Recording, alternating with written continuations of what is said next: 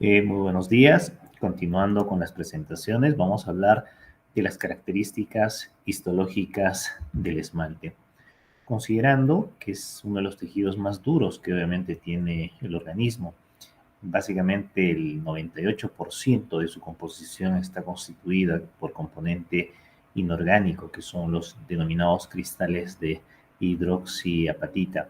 Hay muy poco porcentaje del componente orgánico, pero eso no significa que es una sustancia totalmente inerte, no, es una sustancia que tiene mucho dinamismo, mucha actividad, principalmente a nivel bioquímico, a nivel molecular, como lo vamos a observar a continuación.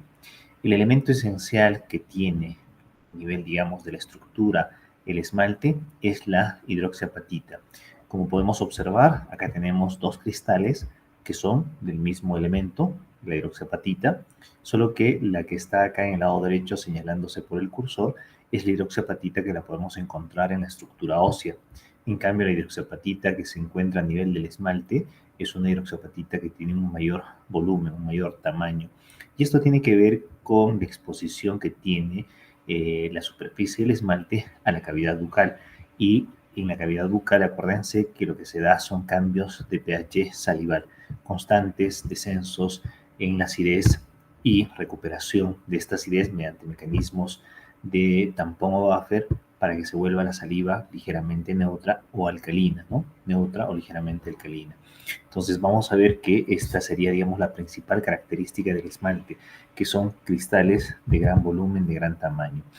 La fórmula de la hidroxiapatita encierra dentro de su composición 6 moléculas de agua. Este valor es importante porque acuérdense que cuando nosotros topicamos la superficie de la hidroxiapatita con flúor, este volumen de agua disminuye aproximadamente a 4 unidades o 4 moléculas de agua y es reemplazado por el ion flúor.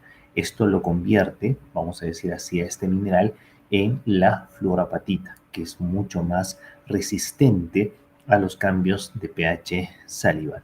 Aparte de los cristales de hidroxiapatita, podemos encontrar también en la superficie del esmalte flúor, hierro, estaño, zinc, elementos obviamente que le dan el volumen, la masa a esta estructura histológica del diente. Volvemos a reiterar, la característica es que en la composición inorgánica del esmalte se encuentra la hidroxiapatita y una característica importante y que justamente determina el volumen de este cristal es la estructura central del fosfato octocálcico, ¿no? A partir del cual obviamente los cristales se van agregando y se van obviamente aposicionando para formar este cristal de mayor volumen.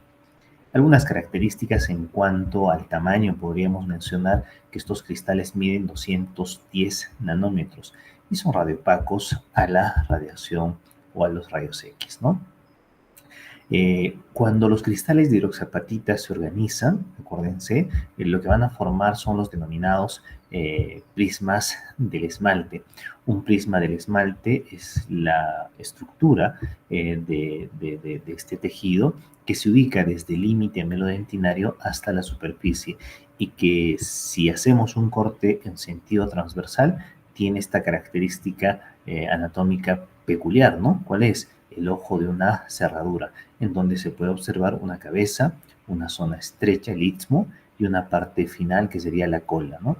Y obviamente acá, por ejemplo, podemos observar 4 prismas del esmalte constituidos por los cristales de hidroxiapatita y cada cristal o todos los cristales enlazados por el componente orgánico que también lo vamos a ver a continuación. El prisma del esmalte, que sería, digamos, la estructura propiamente de este tejido, está constituido, como les había mencionado, por una cabeza, un istmo y una cola. Y los prismas entre sí se interdigitan, como lo estamos observando acá, y eso le da la resistencia y la consistencia a la estructura del esmalte. Asimismo, acuérdense que los prismas tienen unas envolturas que nosotros le denominamos las vainas de los prismas del esmalte. Si nosotros hacemos justamente la aplicación de algún tipo de ácido, vamos a poder ver cómo se erosionan estos prismas y se puede evidenciar la presencia de las vainas que envuelven a estos prismas, ¿no? Entonces, estructuralmente el esmalte, aparte de estar constituido por los cristales de hidroxiapatita que se organizan formando los prismas del esmalte, a su vez, entre prisma y prisma se encuentra la vaina interprismática. Una característica importantísima del prisma es que recorre todo el grosor del esmalte, desde el límite amelodentinario hasta la superficie. Acá podemos observar un desgaste de la superficie justamente del esmalte, donde se puede apreciar la característica estructural que tiene el prisma del esmalte. Acá vean la parte abultada, la cabeza, acá la parte estrecha, el istmo, y acá la parte de la cola. Pero si se dan cuenta, cada vez que ocurre esto, los prismas entre sí se interdigitan, ¿no? Dándole la consistencia y la resistencia al esmalte, pero alrededor de cada uno de estos prismas de color miren blanquecino se encuentra lo que se denomina la vaina interprismática, ¿no? Una característica es que cada prisma a su vez ha estado constituido o ha estado formado por una célula que es la formadora en el esmalte, el denominado ameloblasto.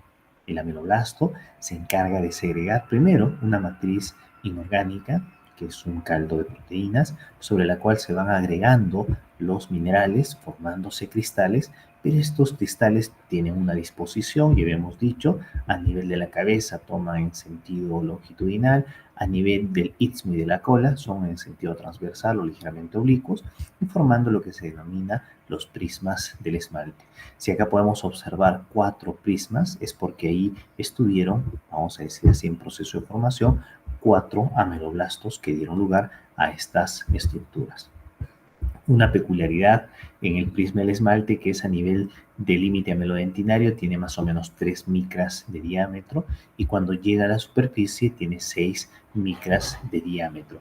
Esto con la finalidad de compensar el área de superficie que tiene el esmalte hacia el límite amelodentinario en relación a la superficie del esmalte, pues en la parte externa, ¿no? El elemento celular, como decíamos, es el ameloblasto. Acá tenemos una imagen histológica estructural de esta célula. Mediante esta célula se produce, pues obviamente, todas las características histológicas del esmalte. Acuérdense que cada uno de estos ameloblastos forman un prisma de esmalte.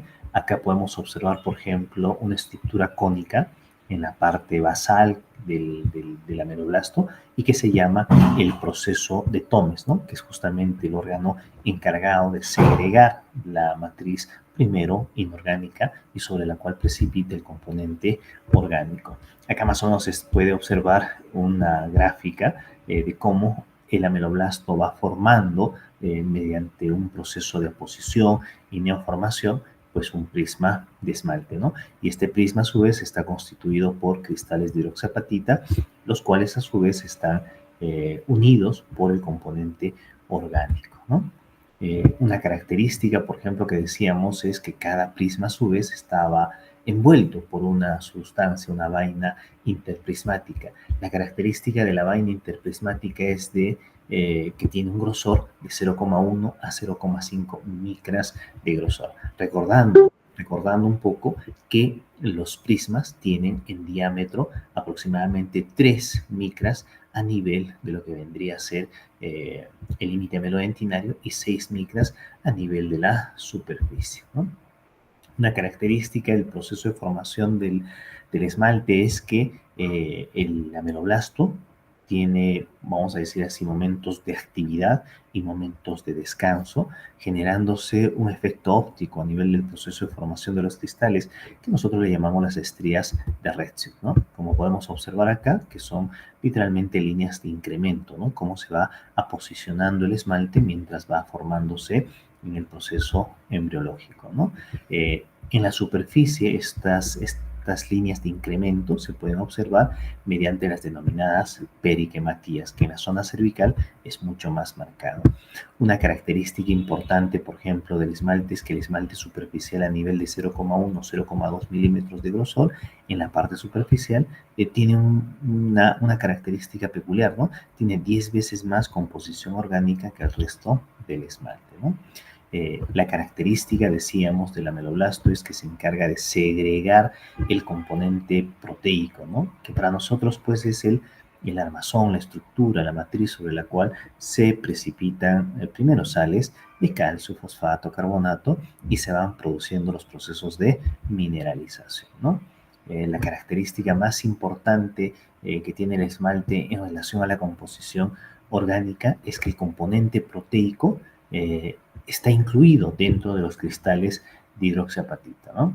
La presencia, por ejemplo, de las vainas, de los prismas del esmalte, se cree que le da tiene un mayor contenido orgánico.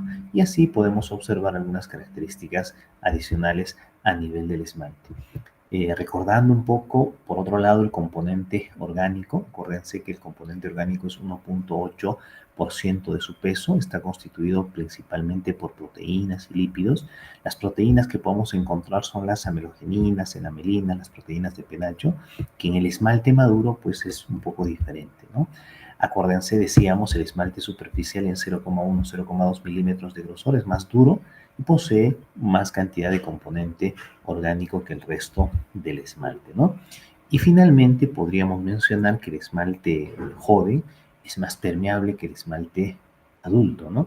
Esto tiene que ver justamente con el proceso de maduración que tiene el esmalte. Una característica del esmalte es que tiene una propiedad que se llama la semipermeabilidad. A lo largo del periodo, a lo largo del tiempo y de los años, esta semipermeabilidad se va modificando, ¿no? Es decir, va mineralizándose más, ¿no? Y disminuye obviamente su permeabilidad. Entonces ahí tendríamos las características más importantes a nivel de este tejido para poder entender un poco estas características que nosotros después vamos a desarrollar al momento de hacer las preparaciones cavitarias. Muchísimas gracias.